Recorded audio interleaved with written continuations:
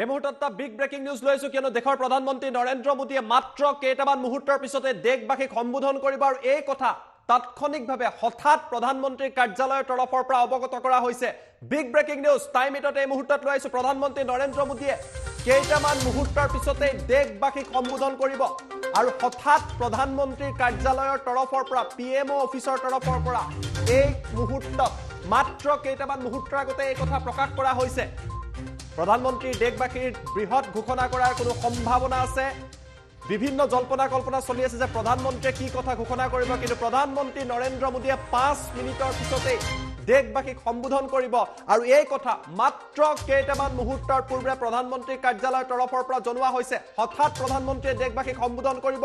প্ৰধানমন্ত্ৰীৰ কাৰ্যালয়ে সোশ্যাল মিডিয়াৰ জৰিয়তে এই মুহূৰ্তত সমগ্ৰ দেশবাসীক এই কথা প্ৰকাশ কৰিছে। সমগ্ৰ দেশতে বৰ্তমান সময়ত বৰদিনক লৈ উৎসৱ পাৰ্বণ চলি আছে, নতুন বছৰক আদৰাৰ প্ৰস্তুতি চলি আছে। ইয়াৰ মাজতে কৰোনাক লৈ বিভিন্ন প্ৰশ্ন আছে, অমিক্ৰণক লৈ বিভিন্ন প্ৰশ্ন আছে আৰু হঠাৎ প্ৰধানমন্ত্ৰীৰ কাৰ্যালয়ৰ তৰফৰ পৰা কোৱা হৈছে যে দেশবাসীক নৰেন্দ্ৰ মোদীয়ে এই মুহূৰ্তত সম্বোধন কৰিব আৰু নৰেন্দ্ৰ মোদীৰ সম্বোধনত কোনো বৃহৎ ঘোষণা হ'ব নেকি তাক লৈ সকলোৰে মাজত জল্পনা কল্পনা আৰম্ভ হৈছে। আমি ষ্টুডিঅ'লৈ আহিবলৈ চেষ্টা কৰিম আৰু পোনে পোনে আপোনালোকক প্ৰধানমন্ত্ৰী নৰেন্দ্ৰ মোদীয়ে যে সম্বোধন কৰিব সেই কথা কি জনাইছে দেখুৱাবলৈ চেষ্টা কৰিম। এই মুহূৰ্তত ষ্টুডিঅ'লৈ আহিছো আমি আপোনালোকক পিএমঅ ইণ্ডিয়াৰ টুইটাৰ হেণ্ডেললৈ লৈ গৈছো। এয়া প্ৰধানমন্ত্ৰীৰ কাৰ্যালয়ে মাত্ৰ 11 মিনিট পূৰ্বে লিখিছে, in about 15 minutes prime minister Narendra Modi will address the nation. অৰ্থাৎ 4 মিনিটৰ পিছত প্ৰধানমন্ত্ৰীয়ে দেশবাসীক সম্বোধন কৰিব। সাধাৰণতে প্ৰধানমন্ত্ৰীয়ে যেতিয়া দেশবাসীক সম্বোধন কৰে আগতীয়াকৈ এই কথা পিএমঅ কাৰ্যালয়ে জনায়, কিন্তু মাত্ৰ এয়া চাওক 11 মিনিট আগতে পিএমঅ ইণ্ডিয়া প্ৰধানমন্ত্ৰী কাৰ্যালয়ৰ তৰফৰ পৰা টুইট কৰা হৈছে আৰু কোৱা হৈছে, in about 15 minutes prime minister Narendra Modi will address the nation. প্ৰধানমন্ত্ৰীয়ে কোনো বৃহৎ ঘোষণা কৰিব নেকি? সাধাৰণতে নৰেন্দ্ৰ মোদীয়ে যেতিয়া দেশবাসীক এইদৰে জৰুৰীভাৱে সম্বোধন কৰে, হঠাৎ সম্বোধন কৰে, বৃহৎ বৃহৎ ঘোষণা অহা আমি ঐতিহাসিকভাৱে দেখি আহিছো। প্ৰশ্ন উত্থাপিত হৈছে, কোভিডক লৈ বিভিন্ন প্ৰশ্ন আছে, উৎসৱ পাৰ্বণক লৈ প্ৰশ্ন আছে, নতুন বছৰ আহি আছে আৰু তাৰ মাজতে প্ৰধানমন্ত্ৰীয়ে এতিয়া সমগ্ৰ দেশবাসীক মাত্ৰ 3 মিনিটৰ পিছত সম্বোধন কৰিব আৰু এই কথা 11 মিনিট আগতেহে তেওঁলোকৰ তৰফৰ পৰা পিএমঅ অফিচৰ তৰফৰ পৰা জনোৱা হৈছে। গতিকে ডাঙৰ প্ৰশ্ন এই মুহূৰ্তত সমগ্ৰ দেশবাসীৰ মাজত আছে যে নৰেন্দ্ৰ মোদীৰ সম্বোধনত কি থাকিব। টাইম এইটে আপোনালোকক পোনপটীয়া সম্প্ৰচাৰ দেখুৱাব। দেশৰ প্ৰধানমন্ত্ৰীগৰাকীয়ে যিহেতু দেশবাসীক সম্বোধন কৰিব আৰু হঠাৎ প্ৰধানমন্ত্ৰীৰ কাৰ্যালয়ৰ তৰফৰ পৰা মাত্ৰ 11 মিনিট পূৰ্বে জনাইছে যে in about 15 minutes prime minister Narendra Modi will address the nation. অৰ্থাৎ মাত্ৰ 15 মিনিটৰ ভিতৰত প্ৰধানমন্ত্ৰীয়ে সম্বোধন কৰিব আৰু 3 মিনিটৰ পিছতে প্ৰধানমন্ত্ৰী নৰেন্দ্ৰ মোদীৰ আমি আপোনালোকক পোনপটীয়া সম্প্ৰচাৰ দেখুৱাম। কিন্তু পুনৰবাৰ ফুল প্লেট ব্ৰেকিঙৰ সহায়তে এই মুহূৰ্তত জনাইছো এটা বিগ ব্ৰেকিং নিউজ সমগ্ৰ দেশবাসীৰ বাবে। প্ৰধানমন্ত্ৰী নৰেন্দ্ৰ মোদীয়ে সম্বোধন কৰিব দেশবাসীক মাত্ৰ 3 মিনিটৰ পিছতে নৰেন্দ্ৰ মোদীয়ে দেশবাসীক সম্বোধন কৰিব। হঠাৎ প্ৰধানমন্ত্ৰীৰ কাৰ্যালয়ৰ তৰফৰ পৰা নৰেন্দ্ৰ মোদীয়ে দেশবাসীক সম্বোধন কৰাৰ কথা জনোৱা হৈছে। হয়তো কোনো বৃহৎ ঘোষণা প্ৰধানমন্ত্ৰীৰ তৰফৰ পৰা কৰা হ'ব পাৰে আৰু প্ৰধানমন্ত্ৰীৰ এই যি সমগ্ৰ দেশক সম্বোধনৰ যি প্ৰক্ৰিয়া, এই প্ৰক্ৰিয়াক লৈ এতিয়া সকলোৰে দৃষ্টি নিবদ্ধ হৈ আছে। কি বৃহৎ ঘোষণা কৰিব প্ৰধানমন্ত্ৰীয়ে, কিয় এই মুহূৰ্তত এই ঘোষণা কৰা হৈছে, এনেকুৱা বহু প্ৰশ্ন আছে আৰু বহু প্ৰশ্নৰ মাজত কোৱা হৈছে যে প্ৰধানমন্ত্ৰী নৰেন্দ্ৰ মোদীয়ে মাত্ৰ কেইটামান মুহূৰ্তৰ পিছতে সম্বোধন কৰিব দেশবাসীক।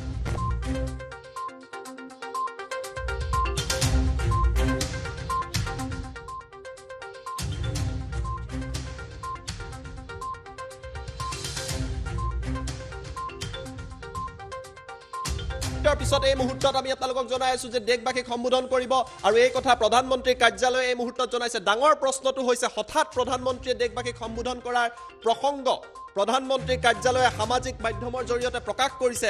স্বাভাৱিকতে প্ৰশ্ন উঠিছে যে প্ৰধানমন্ত্ৰী নৰেন্দ্ৰ মোদীয়ে কোনো বৃহৎ ঘোষণা এই মুহূৰ্তত কৰিবলৈ গৈ আছে নেকি? বৰ্তমান সময়ত যদি আপুনি চাই কেইবাটাও প্ৰসংগ সকলোৰে মনত আছে, অমিক্ৰণক লৈ, কোভিডক লৈ বিভিন্ন প্ৰশ্ন আছে। আমি পোনপটীয়া সম্প্ৰচাৰত এই মুহূৰ্তত যাবলৈ চেষ্টা কৰিছো।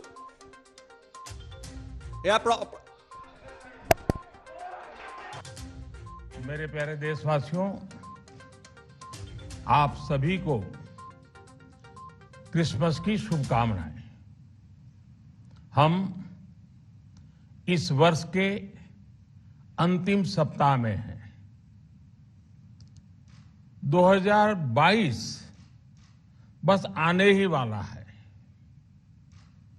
आप सभी 2022 के स्वागत की तैयारी में जुटे हैं।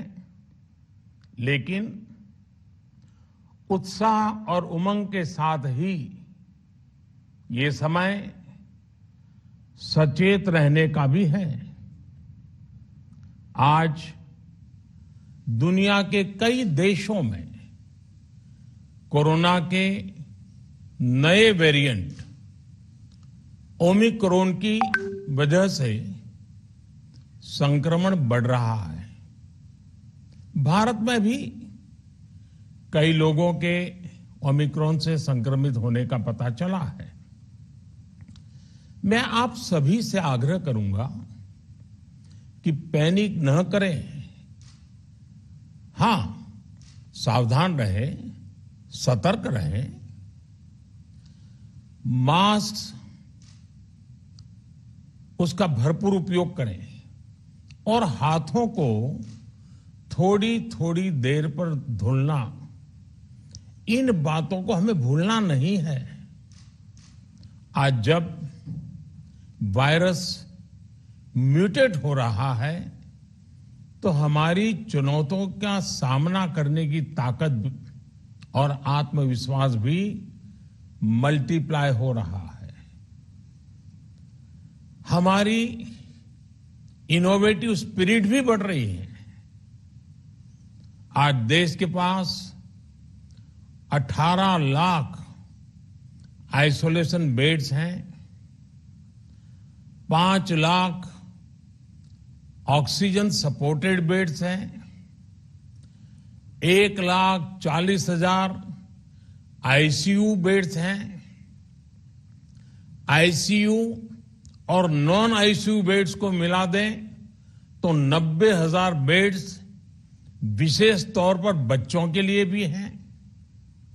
आज देश में 3,000 से ज्यादा पीएसए ऑक्सीजन प्लांट्स काम कर रहे हैं। 4 लाख ऑक्सीजन सिलेंडर्स देश भर में दिए गए हैं। राज्यों को जरूरी दवाओं की बफर डोज तैयार करने में सहायता की जा रही है। उन्हें पर्याप्त टेस्टिंग किट्स भी मुहैया कराई जा रही है। साथियों, कोरोना वैश्विक महामारी से लड़ाई का अब तक का अनुभव यही बताता है कि व्यक्तिगत स्तर पर सभी दिशा निर्देशों का पालन कोरोना से मुकाबले का बहुत बड़ा हथियार है। और दूसरा हथियार है वैक्सीनेशन। हमारे देश ने भी इस बीमारी की गंभीरता को समझते हुए बहुत पहले वैक्सीन निर्माण पर मिशन मोड में काम करना शुरू कर दिया था।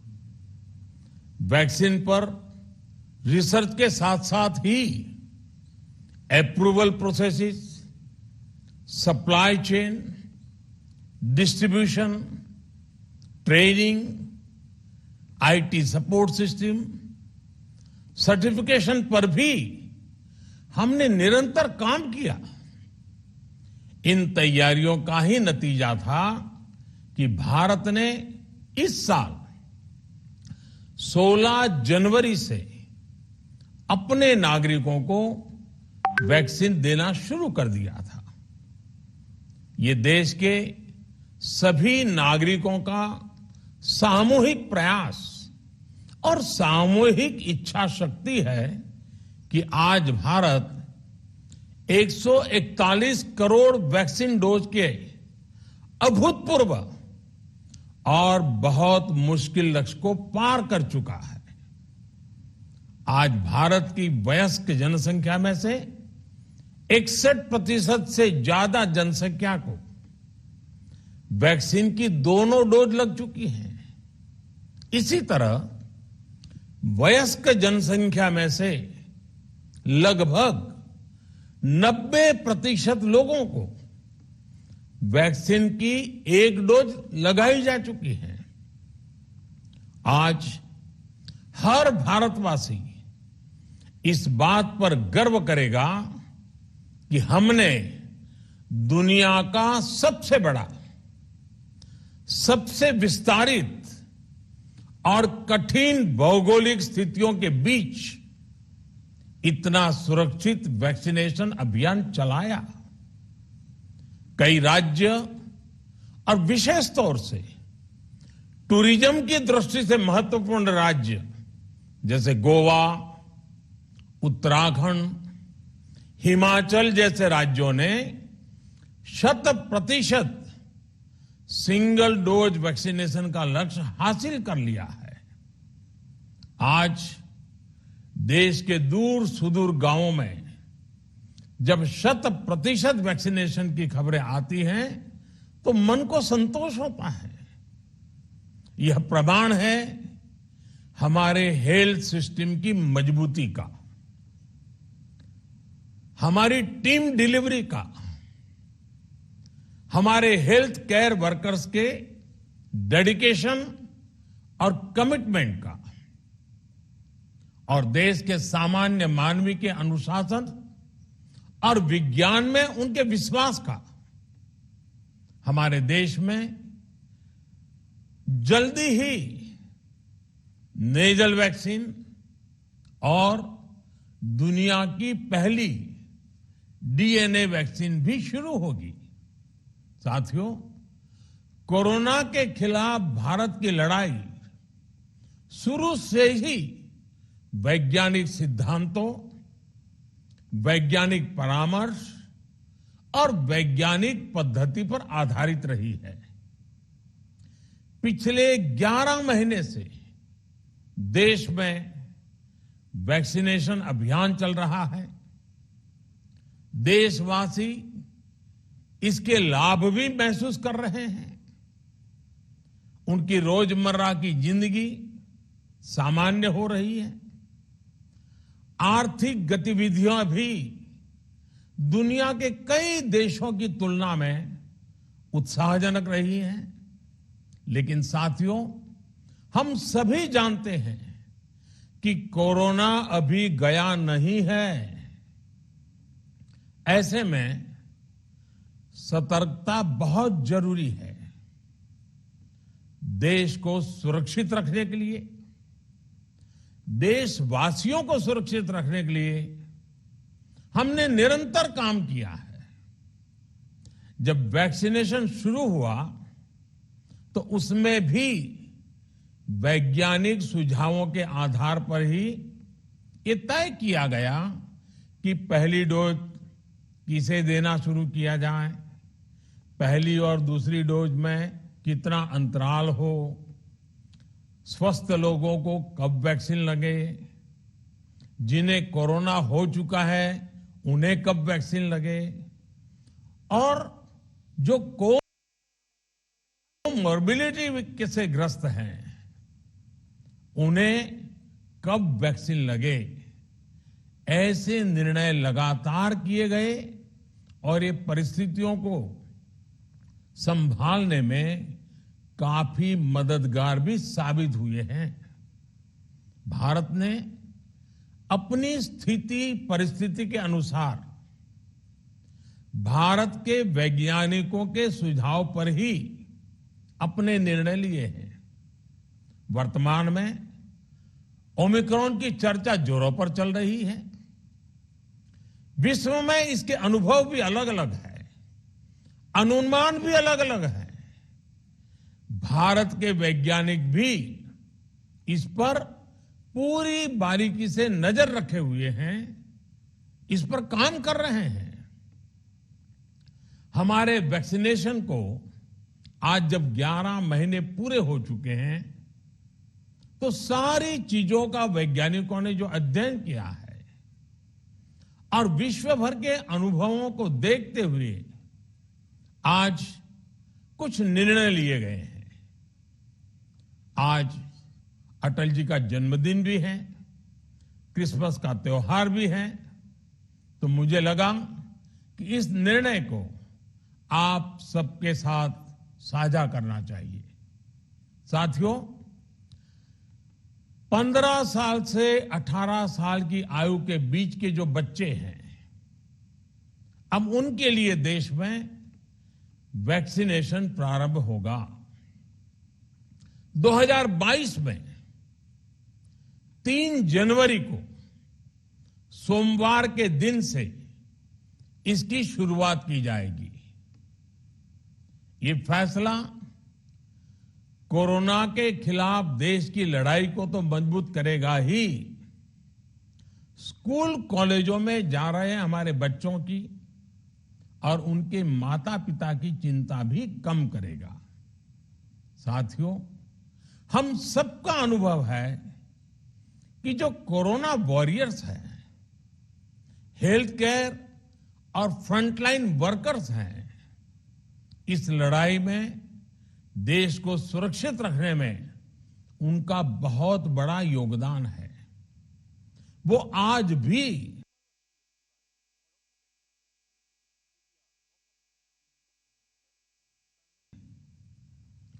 कोरोना के मरीजों की सेवा में अपना बहुत समय बिताते हैं। इसलिए प्रिकॉशन की दृष्टि से सरकार ने निर्णय लिया है कि हेल्थ केयर वैक्सीन की प्रिकॉशन डोज भी प्रारंभ की जाए। इसकी शुरुआत 2022 में 10 जनवरी सोमवार के दिन से की जाएगी। साथियों, कोरोना वैक्सीन का अब तक का यह भी अनुभव है कि जो अधिक आयु वाले हैं और पहले से ही किसी न किसी गंभीर बीमारी से पीड़ित है, उन्हें प्रिकॉशन लेना सलाह योग्य है। इसको ध्यान में रखते हुए 60 वर्ष से ऊपर की आयु के कोमॉर्बिडिटी वाले नागरिकों को उनके डॉक्टर की सलाह पर वैक्सीन की प्रिकॉशन डोज का विकल्प उनके लिए उपलब्ध होगा। ये भी 10 जनवरी से प्रारंभ होगा। साथियों, मेरा एक आग्रह है कि अफवाह, भ्रम और डर पैदा करने के जो प्रयास चल रहे हैं, उनसे बचना चाहिए।